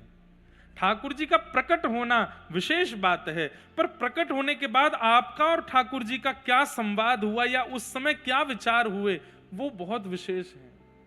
कथा में यही सिखाया जाता है कि ठाकुर जी मिल जाएं पहली बात, और ठाकुर जी मिल जाएं उसके बाद क्या। कभी विचार किया कि मुझे ठाकुर जी मिल जाएंगे तो हम क्या करेंगे? कभी नहीं विचार, क्योंकि हमें विश्वास ही नहीं है कि ठाकुर जी मिलेंगे। मिलेंगे तो हम क्या करेंगे, इसका विचार किया करो। मिलेंगे तो हम क्या बोलेंगे, इसका विचार कर कुछ भी नहीं पाओगे। जो विचार किया होगा एक काम भी नहीं हो पाएगा ठाकुर जी के आने के बाद, लेकिन विचार फिर भी करो। जैसे एक प्रेमी के जीवन में आने के बाद व्यक्ति योजना बनाता है, जब हम मिलेंगे तो ये खाएंगे, जब मेरे बुआ का बेटा आ जाएगा तो वहां घूमने जाएंगे, हम मेरा मित्र आ जाएगा तो मैं उसको लेके वहां घुमाने लेके जाऊंगा, या ये वाली पिक्चर देखेंगे, ऐसा बात करेंगे, ये खाएंगे। प्रेमी से मिलने से पहले योजना बनाई जाती है। हमने योजना ही नहीं बनाई कभी। हमने आज तक ठाकुर जी के मिलन की योजना नहीं बनाई। हम विचार करते हैं कि हम द्वारिका जाएंगे, बद्रीनाथ जाएंगे, जगन्नाथपुरी जाएंगे, सब योजना हमारी बनती हैं, पर ठाकुर जी प्रत्यक्ष मिल जाएंगे उसके बाद की योजना हमने नहीं बनाई। मैं निवेदन करूं उन भावयुक्त भक्तों से जो नित्य ठाकुर जी का ध्यान करते हैं, एक बार अब योजना बनाओ। ठाकुर जी मिलेंगे, कहां मिलेंगे? यहां मिलेंगे, इधर हम बैठेंगे, फिर मैं ठाकुर जी से ये पूछूंगा, फिर ठाकुर जी को ये बताऊंगा, फिर मैं ये बना के खिलाऊंगा, ठाकुर जी को ऐसे बताऊंगा। होगा कुछ भी नहीं, पर योजना बनाओ। वो योजना ही भगवत प्राप्ति तक लेकर के जाएगी, वो योजना ही भजन बन जाएगी, वो योजना ही भगवत प्राप्ति का एक साधन बन जाएगी। योजना बनाइए। प्रेमी का स्वभाव है कि वो योजनाएं बनाता है। योजना बनाओ। धर्म प्रोजित कई तवोत्र परमो निर्मत्सराणां सताम् वैद्यं वास्तवमत्र वस्तु शिवदं तापत्रयोन्मूलनम्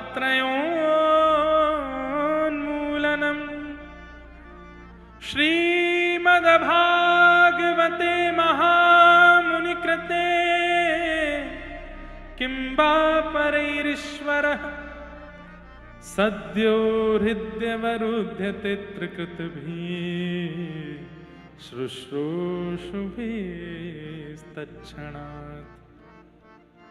विषय, अधिकारी, संबंध और प्रयोजन, ये चार बातें इस श्लोक में बताई गई। सबसे पहला, भागवत का विषय क्या है? तो कहते हैं धर्म प्रौजत कई तवोत्र परमो। धर्म और परम धर्म ये दो बातें हैं। हम शरीर की भावना रख करके जो कर्म करते हैं उन्हें धर्म कहते हैं, और जहां आत्मचिंतन करके क्रिया करते हैं वो परम धर्म कहलाता है। आप तिलक लगाते हो, धर्म है। आप स्नान करते हो, धर्म है। आप वस्त्र पहनते हो, धर्म है। धन कमाते हो, धर्म है। दुकान बनाते हो, घर बनाते हो, बच्चों का विवाह करते हो, अपने कुल खानदान की मर्यादा का ध्यान रखते हो, ये सब धर्म है। पर जिस दिन एकांत में बैठ करके विचार करते हो, सब किया, अपने भीतर बैठी हुई आत्मा का उद्धार कैसे करूं, उसके बाद जो आप क्रिया करते हो वो परम धर्म है। अपने उद्धार का चिंतन जब आपके मन में प्रारंभ हो जाता है, भीतर बैठी हुई उस दिव्य चेतना के उद्धार की चिंता जब आपको प्रारंभ हो जाती है, वो परम धर्म कहलाता है। नाम कमाना, धन कमाना, यश कमाना, समृद्धि कमाना, ये सब कुछ करना, ये सब धर्म के अंतर्गत आता है। पर जिस दिन मन में ये भावना आ जाती है कि जीवन के दिन चार दिन बचे हैं और भीतर बैठी हुई जो दिव्य चेतना है इसको भगवत प्राप्ति करानी है, और उसके बाद जब आप भगवत प्राप्ति की योजनाएं करने लगते हो, वो परम धर्म कहलाता है। भागवत धर्म नहीं, परम धर्म सिखाती है। श्रीमद् भगवत गीता धर्म सिखाती है, महाभारत धर्म सिखाती है, रामचरितमानस धर्म सिखाती है। पर श्रीमद् भागवत, मैं कोई कंपैरिजन नहीं कर रहा हूं, केवल इन सबकी अपनी अपनी योग्यताएं हैं। श्रीमद् भागवत परम धर्म सिखाती है, धर्म नहीं। शरीर को क्या करना चाहिए, एक व्यक्ति को जीवन में क्या करना चाहिए, यह सब सीखने के लिए भगवत गीता के सन्निधि में जाइए। ये सब सीखने के लिए मानस जी की सन्निधि ग्रहण कर लीजिए। ये सब सीखने के लिए वाल्मीकि रामायण जी सुन लीजिए। लेकिन इस शरीर के भीतर बैठी हुई उस दिव्य चेतना का उद्धार कैसे हो, यह सीखने के लिए भागवत की कथा में आइए, क्योंकि भागवत परम धर्म सिखाती है। उस दिव्य चेतना को परमात्मा से कैसे मिलाना है, यह सिखाती है परम धर्म। आप गिरिराज जी की परिक्रमा कर रहे हैं, वो भी धर्म है, क्योंकि शरीर की क्रिया है। आप दंडवत कर रहे हैं, ये भी धर्म है, शरीर की क्रिया। पर आप कथा सुन रहे हैं, यहां शरीर की कोई क्रिया नहीं हो रही है, इसलिए ये परम धर्म है, क्योंकि आत्मा की क्रिया हो रही है। कई लोगों को मैं देखता हूं 3:30 बजे से लेकर 7 बजे तक वो ऐसे ही बैठे रहते हैं, पलक भी कब झपकते हैं पता नहीं चलता, एकाग्र चित्त होकर के कथा सुनते हैं। शरीर इतना योग्य नहीं कि वो एकाग्र चित्त होकर 3 घंटा बैठ जाए, ये आत्मा बैठाती है, इसीलिए इसको परम धर्म कहते हैं। शरीर नहीं बैठ सकता, शरीर तो बहुत विचित्र है हमारा, कभी यूं कभी ऐसे कभी यूं, फिर सोचते कोई पानी दे जाओ, थोड़ी चाय पिला जाओ, कभी इधर खुजाएंगे, कभी ऐसे करेंगे, कभी ऐसे बैठ जाएंगे, कभी लोगों की मुद्राएं देखो, अष्टांग योग करते हैं कथा में बैठे बैठे।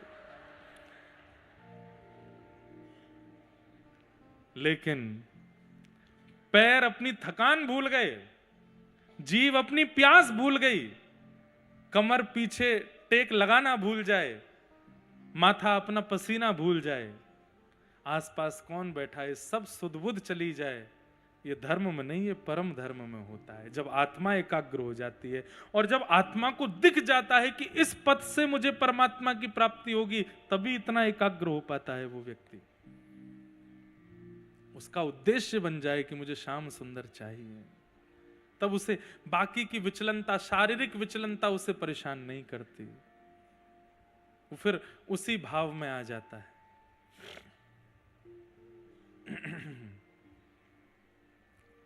अन्य पीड़ाएं उसका उद्देश्य नहीं होती, भगवत प्राप्ति उसका उद्देश्य। तो श्रीमद् भागवत का विषय क्या है? परम धर्म की प्राप्ति। और परम धर्म किसे कहते हैं? जहां पर आप आत्म कल्याण की भावना सोचते हैं, उस आत्मा को परमात्मा से मिलाने की योजनाएं बनाने लगते हैं। अभी हमारा धर्म इतना ही है कि हम वृंदावन चले जाएं बहुत है, गिरिराज जी परिक्रमा कर आए बहुत है, कथा सुन ली बहुत है, गुरु दीक्षा ले ली बहुत है। भगवत प्राप्ति होनी होगी तो हो जाएगी, नहीं होनी होगी तो नहीं होगी। ये भी एक धर्म के अंतर्गत की बात है। पर परम धर्म धार्मिक व्यक्ति तो जिद पे अड़ जाता है कि मुझे ठाकुर जी मिलने चाहिए, ये अंतिम जन्म है मेरा, इसमें ही प्राप्त करना है मुझे दूसरे जन्म की प्रतीक्षा नहीं है। वो परम धर्म है। और उस परम धर्म की ओर आपको अग्रसित करने वाली यदि कोई कथा है तो वो भागवत की कथा, ये भागवत का विषय है। अब दूसरी बात, बहुत ध्यान से सुनिएगा। ये सब बंधुओं देखो, हम बहुत सरल सहज कथा के भाव रखते हैं, पर कभी कभी थोड़ी कठिन भाव भी बोलने चाहिए। घर में माताजी रोज पनीर ही बनाती रहेंगी तो बच्चे बिगड़ जाएंगे। कभी कभी तोरई भी बननी चाहिए, करेला भी बनना चाहिए, कभी कभी घर में घिया भी बनना चाहिए, दाल भी बननी चाहिए। क्यों? ताकि उससे उनकी जीव ज्यादा विचलित ना हो। इसलिए कथा में रसयुक्त भक्त चर्चा मेरे को आ भी रहे हैं, पर मैं जानबूझ के ही सुनाता हूं कि नहीं, थोड़ा कसेला सुनाना है, थोड़ा ज्यादा क्लिष्ट सुनाना है, ताकि उससे कई विकार नष्ट होते हैं। भागवत जी का दूसरा भाव, अधिकारी कौन है? उस दिव्य आत्मा को जो हमारे अंदर बैठी है, परमात्मा से मिलाना है। हमने सोच तो लिया, पर हम इसके अधिकारी कैसे बने कि हमारी आत्मा उन तक पहुंचे? तो एक दोष का निवारण करना पड़ेगा, निर्मत्सराणाम सताम। मैं हर बार एक बात कथा में कहता हूं, बहुत ध्यान से सुनिएगा। आपके अंदर लोभ है तो भी भगवान मिल जाएंगे, आपके अंदर क्रोध है तो भी भगवान मिल जाएंगे, आपके अंदर मोह है तो भी भगवान आपको प्राप्त हो जाएंगे। इन सब दोषों से युक्त भी भगवत प्राप्ति संभव है। लेकिन एक दोष यदि आपके अंदर है तो ठाकुर जी नहीं मिलेंगे, और वो दोष है ईर्ष्या। ईर्ष्या का दोष। रावण लोभी है, कामी है, क्रोधी है, सब कुछ है, लेकिन राम जी के दर्शन उसको हो रहे हैं। वो राम जी से ईर्ष्या इसलिए नहीं करता। अरे रावण, बुरा नहीं मानिएगा, जब अयोध्या और लंका दोनों पृथ्वी पर अपने रूप में विराजमान थी, तो कहीं ना कहीं लंका ज्यादा सुंदर थी। और इसका प्रसंग आता है जब हनुमान जी गए लंका, तो लंका में प्रवेश करते ही आंखें खुली रह गई हनुमान जी की और बोले, इतनी सुंदर नगरी, इतनी सुंदर नगरी, ऐसे सुंदर इमारतें, ऐसी। हनुमान जी मोहित हो गए। लेकिन अंत तो गत्वा जब वापस लौटने लगे तो मन में विचार करने लगे, सुंदर तो बहुत है पर राम युक्त नहीं है, इसलिए इसको खाक होना पड़ेगा। जला दिया पूरी लंका को। बोले मैं मोहित हो गया इस लंका पर, इसकी सुंदरता पर, कोई और मोहित ना हो जाए, क्योंकि ये राम युक्त नहीं है, इसलिए जला दो पूरी को। जला दिया। और बाद में जब सब लोग आए, हनुमान जी सेतु पार करके सारे बानर आए, तो लंका की बड़ी प्रशंसा सुन ही रहे थे, बड़ी ऐसी ऐसी है। और जब सारे बानरों ने लंका में प्रवेश किया, राम राम राम, इससे बढ़िया तो हमारे वो जंगल हैं, इससे बढ़िया तो हमारे यहाँ की गुफाएं हैं, ये कैसी सुंदर। हनुमान जी बोले यही अच्छा है, राम विहीन वस्तु पर कोई मोहित नहीं होना चाहिए, इसलिए जला करके गया था मैं। तो उस काल में लंका ज्यादा श्रेष्ठ है। उस काल में रावण को तीनों लोक में सब जानते हैं। उस काल में बल में भी कहीं ना कहीं रावण की ज्यादा बातचीत होती है। रावण को राम जी से किसी बात में ईर्ष्या हो, इसका कोई पोर्शन बचा नहीं था। ईर्ष्या नहीं करता वो राम जी से, द्वेष मानता है। किस भाव से? क्योंकि सीता जी राम जी की, इसलिए भगवान का दर्शन हो पाया उसको। और कोई भी दोष आपके चित्त में है, ठाकुर जी आपको दिख जाएंगे, लेकिन अगर ईर्ष्या का दोष आपके चित्त में है, ठाकुर जी आपको नहीं मिलेंगे। ऐसा कह लीजिए कि ईर्ष्यालु व्यक्ति ठाकुर जी को प्रिय नहीं है। इसलिए बाकी के दोषों को धीरे धीरे भजन नष्ट कर देगा, पर आपके अंदर अगर ईर्ष्या है तो उस पर आपको काम पहले करना चाहिए। और एक बात कहूं, बिना किसी संकोच के कहूं, इस पंडाल में बैठे हुए भी 90% लोगों के चित्त में ईर्ष्या है, क्योंकि संसार में सबसे ज्यादा लोग ईर्ष्या युक्त हैं। भागवत जी में 3 दुख के कारण बताए गए हैं, 4। पहला दुख का कारण समय। कई बार हमारा समय खराब आता है, समय दुख का कारण है। सत्यनारायण भगवान की कथा सुनी है? उसमें एक व्यापारी की कथा सुनी।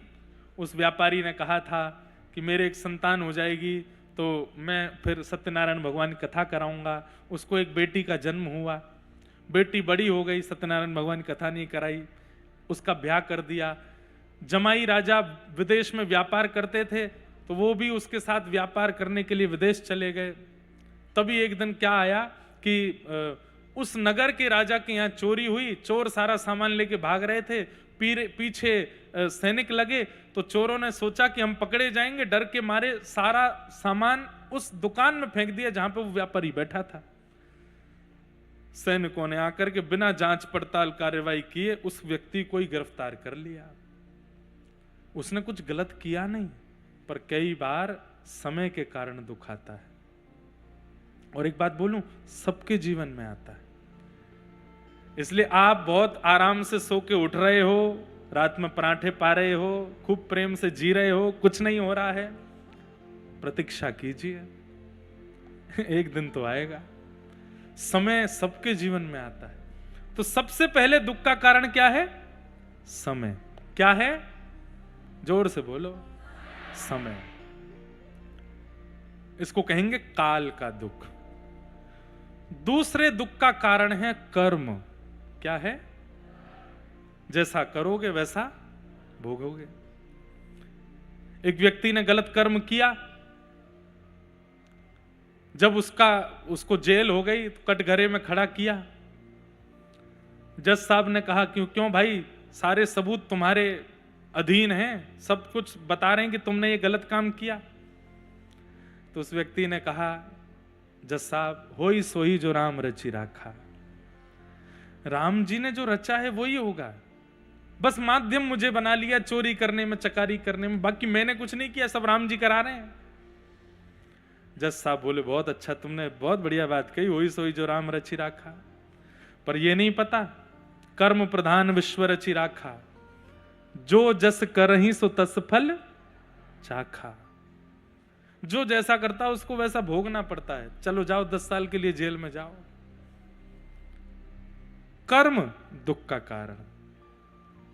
अगर आपने गलत किया है, अगर आपसे कोई अपराध बना है, घूम करके आएगा, बच नहीं पाओगे। अंतिम श्वास लेने से पहले पहले एक बार तो उसको भोगना ही पड़ेगा। डर मत जाना इससे।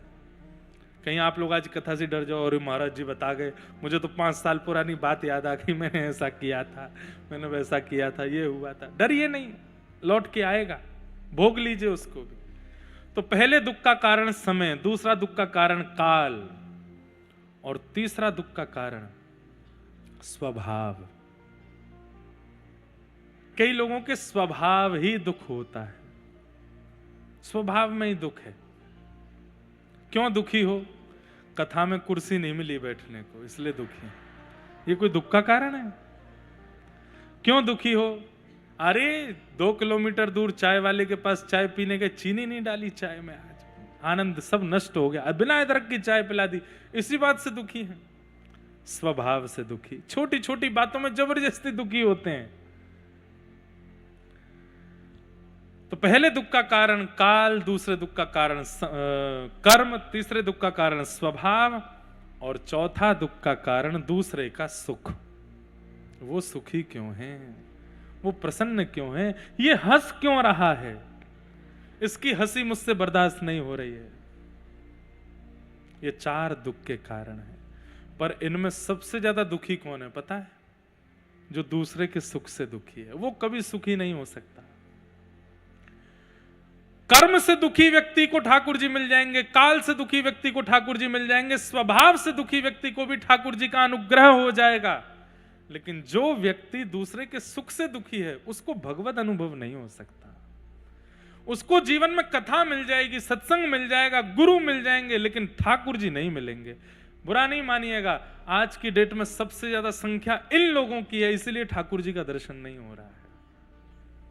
इसलिए हमारी आपसे प्रार्थना है, ईर्ष्या चित्त से निकालो, ईर्ष्या मत करो। कोई आपसे आगे बढ़ गया है, कोई आपसे सुंदर हो गया है, कोई आपसे ज्यादा धनवान हो गया है, कोई आपसे भी श्रेष्ठ हो गया है, आप उसको देख करके प्रसन्न होना प्रारंभ कर दीजिए, ठाकुर जी आपको देख के प्रसन्न होना प्रारंभ कर देंगे। पर हम लोग अपने से ऊपर उठता, अपने से श्रेष्ठ को देख करके दुखी होते हैं, इसलिए ठाकुर जी को हमसे कष्ट होता है। ईर्ष्या सबसे बड़ा कष्ट का कारण है। मैं तो कहता हूं चुपचाप एक काम करना, आज किससे ईर्ष्या होती है उसको याद करो, अभी आंख बंद करके, उससे होती है। होती तो सबको है, देखो बुरा नहीं मानो। किसी को अपनी ननद से होती है, किसी को अपनी जेठानी से, किसी को अपनी सास से, किसी को अपने पति से, किसी को अपनी पत्नी से, किसी को अपने पड़ोसी से, मित्र से, किसी ना किसी से होती ही है। उसका चिंतन करो और कथा इसी भावना से सुनो, हे ठाकुर जी 7 दिन बाद मैं कथा सुन के इस व्यक्ति को देखूं तो मुझे ईर्ष्या नहीं होनी चाहिए, तो मैं मानूंगा कि आप मुझे प्राप्त करोगे। और 7 दिन बाद जब यहां कथा पूरी हो जाए, कथा को प्रणाम करते उसके घर जाना, फोन नंबर वगैरह हो तो उसको कहे थोड़ा बाहर आ, तो उसको देख करके अगर उसमें गुण दिख जाए, यार अभी तक इसमें बहुत दोष देखे, आज कोई गुण दिखा, बस समझ जाना अब ठाकुर जी मिलने वाले हैं, अब ठाकुर जी प्रसन्न रह गए हैं, निश्चित प्राप्त होंगे। देवताओं में और राक्षसों में अंतर क्या है? देव वही जो अत्यंत अवगुणवान व्यक्ति में गुण देखता हो, वो देव है, और राक्षस वही जो राम में भी अवगुण देखता हो, वो राक्षस है। हमारी दृष्टि कैसी है? हम सब में दोष बहुत जल्दी देखते हैं। मैं कथा में कहा करता हूं, रिश्तेदार लोग जाते हैं लड़की वड़की पसंद करने या लड़का देखने के लिए, तो जब देखने के लिए जाते हैं, जैसे ही बाहर निकलते हैं, गाड़ी में बैठेंगे 4-5 लोग, गाड़ी जैसे ही बढ़ेगी तो फिर गाड़ी चलाने वाला जो भी होगा बोलेगा आपकी क्या राय है, कैसा लगा आपको? तो बाकी के 3 बाकी सब तो ठीक है, थोड़े से कान मुझे बड़े लग रहे थे लड़की के। दूसरा बोला तुमने उसके पैर नहीं देखे थे? कैसे पैर थे? बड़े बड़े पैर थे। वैसे तो अपशगुन मानते हैं, लेकिन कोई बात नहीं, चल जाएगा। मतलब हम दोष पहले देख लेते हैं, गुण बाद में देखते हैं। भक्त वही जो गुण पहले देखे, और जो गुण पहले देख लेता है ना, बाद में देखने के लिए दोष बचते नहीं है। जिसको दोष ही दिख रहा है सब जगह, वो भक्त नहीं हो सकता। भक्त तो गुण देखता है, सब में गुण देखता है, सब में योग्यताएं देखता है, सब में अच्छाई देखता है, सब में एक श्रेष्ठता का अनुभव करता है। निर्मत्सराणाम सताम वैद्यम वास्तवमत्र वस्तु शिवदम तापत्रयोन्मूलनम। और कथा क्या करती है? बोले निर्मत्सराणाम सताम बना करके ठाकुर जी से संबंध करा देती है। ठाकुर जी कोई अपने लगने लगते हैं, ठाकुर जी से संबंध हो जाता है, ठाकुर जी के प्रति कोई अपनत्व की भावना चित्त में आने लगती है।